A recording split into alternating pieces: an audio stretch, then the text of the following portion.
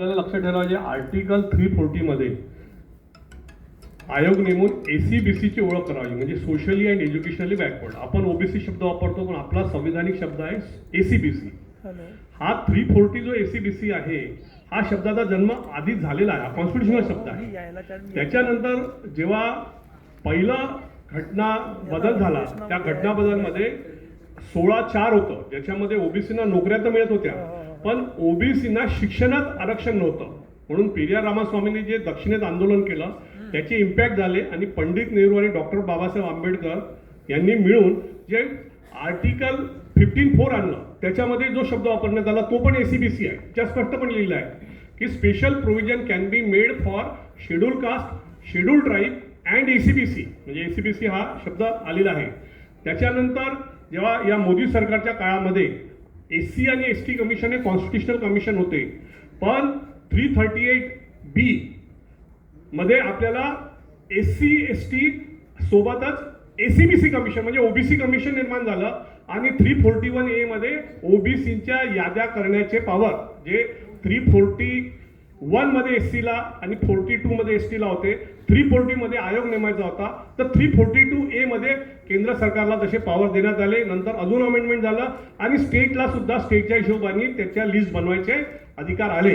म्हणजे हे पूर्णपणे कॉन्स्टिट्युशनलच आहे, हे पहिले आपण लक्षात ठेवा. कायद्याने आपल्याला रिझर्वेशन मिळालं, सुरुवात झाली, इंदिरा साहनीने आपली सुरुवात झाली 1993 ला. आणि म्हणून जेव्हा 2000 ला, म्हणजे त्यावेळेस मी तुम्हाला सांगतो, ज्या दिबा पाटलांच्या नावाने आपण आता इंटरनॅशनल एअरपोर्टसाठी लढत आहे, हे दिबा पाटलांनी 2001च्या जनगणनेच्या वेळेस, त्यावेळेस आम्ही सुद्धा ओबीसी सेवा संघाकडनं 2001 ला या मुंबई न्यायालयामध्ये याचिका दाखल केली होती, आणि आमची एकच मागणी होती. त्यावेळेस कुणीच वकील मिळत नव्हता, आणि एक ओबीसी वकील जेव्हा तयार झाला, तर त्यावेळेस जज साहेबांनी विचारलं की तुम्हाला का जनगणना करून घ्यायची आहे. तर आम्ही म्हटलं की sir, article 15 of the Indian constitution किंवा आर्टिकल 14 म्हणतो की सर्वांसोबत सारखा द्या. तर आम्ही म्हटलं इंदिरा साहनीनी जेव्हा आपल्या, कारण इंदिरा साहनी मंडळाला चॅलेंज केला होता इंदिरा साहनीनी, आणि तिने असं म्हटलं होतं की ह्या ओबीसीच्या जातींच्या ज्या याद्या आहेत त्या मला अमान्य आहे. पण सुप्रीम कोर्टाने निर्णय काय दिला की ओबीसींना दिलेलं आरक्षण हे जाती न्यायच आहे, त्या जातींच्याच याद्या आहेत.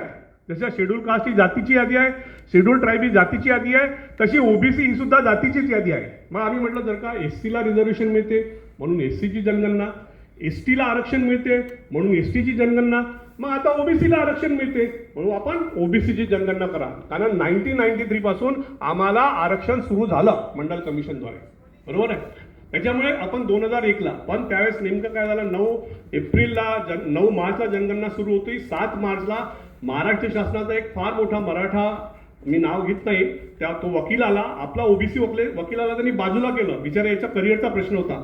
आणि गृह मंत्रालयाकडून जो वकील आला होता भारत सरकारचा, त्यांनी म्हटलं की आमची तयारी झाली नाही, तुम्ही 7च्या ठिकाणी 14 तारीख द्या, 7 दिवसांनी. आणि त्यांनी ऍक्सेप्ट करून टाकली, आणि 9 तारखेपासून जनगणना सुरू झाली. म्हणजे आपण स्टे मागितला होता की जनगणना रोका, त्याच वेळी 2001 ला.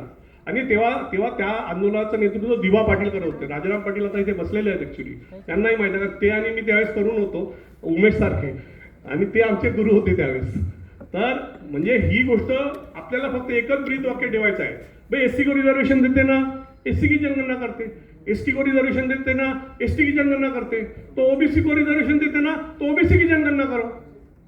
ह्याच्या बाहेर पलीकडे आपल्याला जायचंच नाही ऍक्च्युली. आणि जसं यांनी सांगितलं की जो माज इथे आहे, तर तो माज जनजीच्या आंदोलनाने उचलला, ते कॉक्रोच पार्टी वगैरे जाऊ द्या, पण पूर्ण भारतामधला संताप तो एकत्र आला. ते फक्त पेपर लीकचं प्रकरण नव्हतं, तसं भारतामध्ये आज अनेक ठिकाणी ओबीसीचे आंदोलन वेगवेगळ्या राज्यात सुरू आहे, बिहारमध्ये सुरू आहे, यूपीमध्ये सुरू आहे. मला असं वाटतं की तशासारखा एखादा व्यक्ती किंवा एखादा आंदोलन समोर घेऊन आपण आता यायला पाहिजे, आणि लाखोच्या संख्येने जोपर्यंत जंतर मंतर म्हणा, मुंबई म्हणा किंवा कुठेही लोक जमा होणार नाही, तोपर्यंत हे सरकार जे आहे हे कुंभकर्णाचं झोपलेलं सरकार आहे.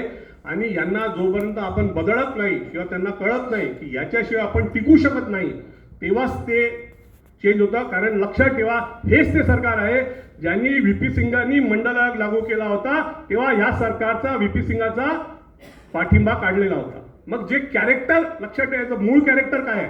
यांचं मूळ कॅरेक्टर आहे ओबीसीचा विरोध, ओबीसींना त्यांचे संविधानिक हक्क मिळू नये असं हे सरकारचं मूळ कॅरेक्टर आहे. म्हणून हे मूळ कॅरेक्टरची आपली लढाई आहे आणि हे मूळ कॅरेक्टर आपल्याला समाजामध्ये घेऊन जावं लागेल आणि सांगावं लागेल की अगर तुम ओबीसी जनगणना का बहिष्कार करते हैं तो हम तुम्हारा बहिष्कार करते हैं. बहिष्कृत करून टाकायचं सरकारला. एवढंच मला या सांगावंसं वाटतं. मला संधी दिल्याबद्दल धन्यवाद साहेब.